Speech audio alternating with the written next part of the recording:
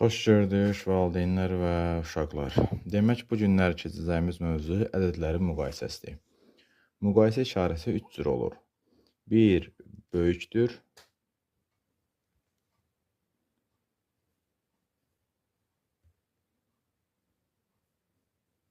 böyükdür işarəsi.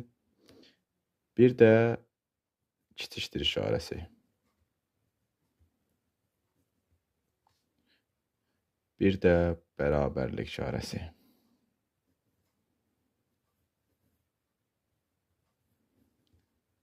Üç cür işarə var müqayisədə, ədədlərin müqayisəsində. Demək, nə edirik? Hansı ədəd böyükdürsə, 2 ədəd yazaq. Misal üçün, 8 və 6.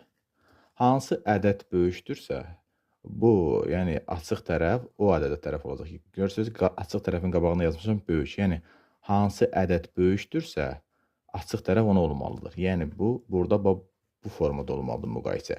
Çünki 8 6-dan böyükdür. İndi bir dənə başqa yazaq. 3 və 7.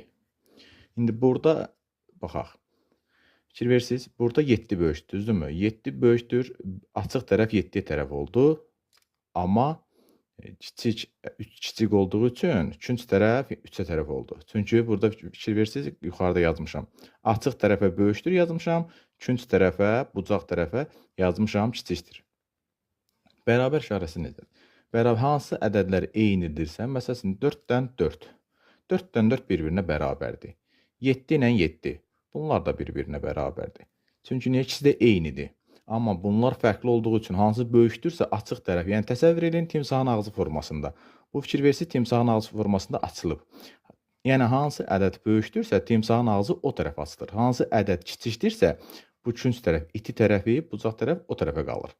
Yəni kiçik ədəd tərəf qalır. Belə. Sağ olun, sağlıqla qalın.